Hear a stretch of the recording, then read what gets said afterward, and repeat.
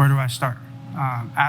Athletics for me has been, it's a hard question. You didn't tell me you were going to ask this one. Sorry, we can skip it. No, athletics has been my whole life. From the time I could walk till now, it's been my whole life. It was a great experience. It was awesome to be able to be part of a team. Oh, you want to go there? Let me get my whistle. In sports, we learn that a lot of things are decided in a fraction of a second. And it's taught me more about doing hard things than anything else ever could have. And so athletics for me is about being able to do really hard things. And when you fail, understanding that there's consequences with those things, whether it's on the field or off the field, but also the joy and the excitement of being successful. And when you finish your athletic career and you get back into life and real life, those principles that you learn about doing hard things, being disciplined in your life, understanding when you make a mistake, there'll be consequences, but you'll be able to get back up and just keep going, because there's life lessons that any athletic event will teach you, whether it's in the competition or in the practice facilities, that you can't learn anywhere else. Athletes listen to their coaches. There's some things that are really obvious as to why they do. An athlete wants to do the best that he or she can.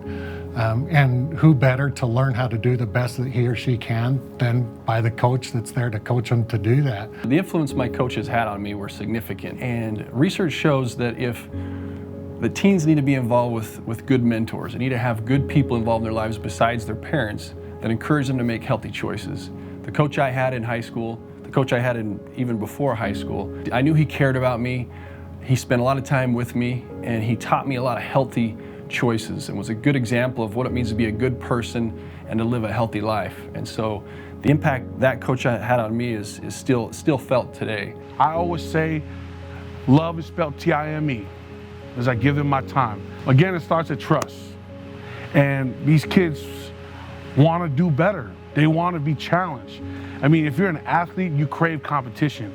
And so when you meet a coach that is buying into you and you guys get that connection, they want to grow, they want to be better, they want to be challenged. There's science behind why athletes listen to their coaches. That science, it helps us better understand not only how we can excel on a field or in a sporting event, to life in general. As a coach teaches a skill, or as anybody teaches somebody a skill, and they practice that with them, and they become really good at it, they become closer to the person that taught them how to do it. One of my jobs as an educator is I want to learn how you learn.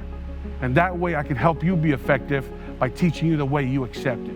I want to be the coach that values the athlete over his ability.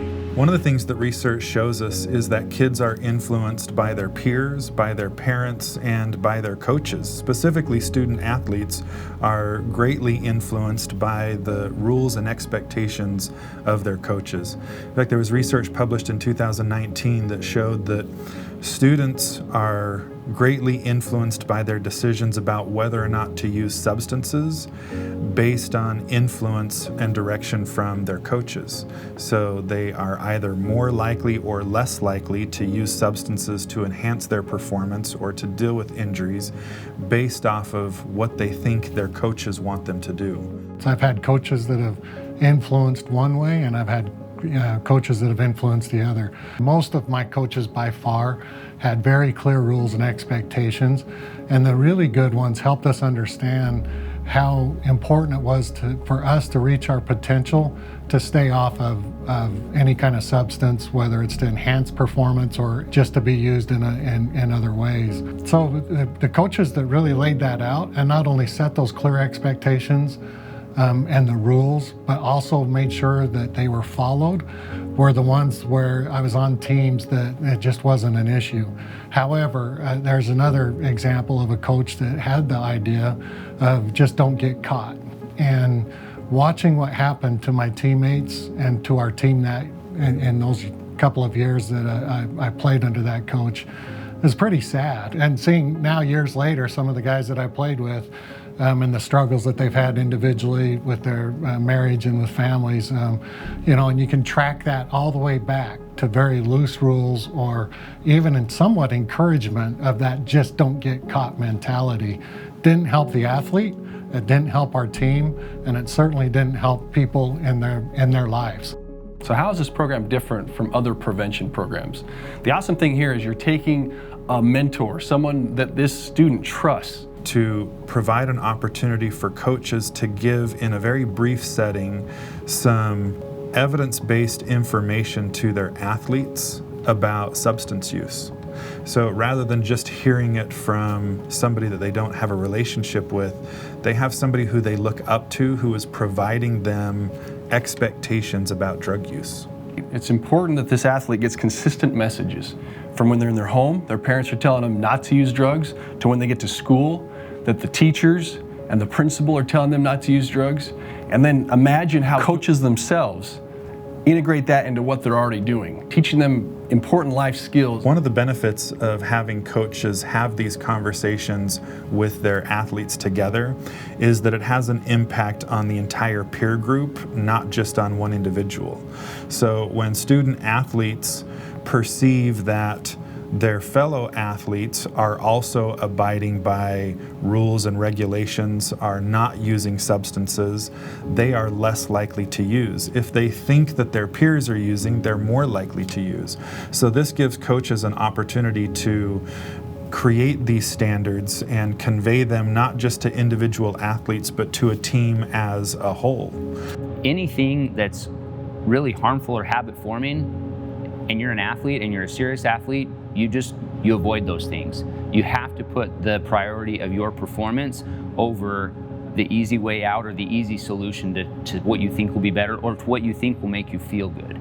And so just avoid those things, because it's a true testament of how much your success as an athlete means if you can say no and push away the substance, drugs, alcohol, things like that, because there's just no room for it in a successful athlete's career, because it's scientifically proven those things will slow down, weigh down any athlete. The impact that trainers can have on athletes and coaches as well is a lot deeper than I think even we realize. And so because we understand we have that relationship, as we work with athletes, we want to try and pump them with as much positive and powerful and meaningful information as we can while they're training with us. So when they're here with us, we'll talk about things like their schoolwork, their homework, how things are going in their social life, because we know that if they're healthy in those areas, they're going to be able to compete better and really reach their peak potential.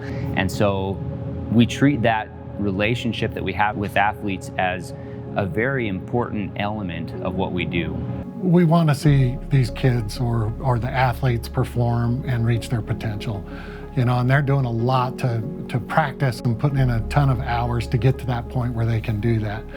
Keeping them clean is going to be a major help for them in reaching that potential. Preventing problems and promoting healthy behaviors is something that requires a team effort. It's not something that just a school or a government agency like ours can do. It's something that we have to work together on. We need parents and teachers and coaches and everybody sharing the same message with these students. And that's the purpose of this program, is to put us all together on the same team, providing the same message with the same overall objective, which is for our students and youth to be safer and healthier. If they can have confidence in themselves to do hard things and accomplish hard things, and they learn that from us, then that's a victory. We've won, because that athlete now can go on and apply the principles they learned here to whatever they approach in life, and they're going to be successful.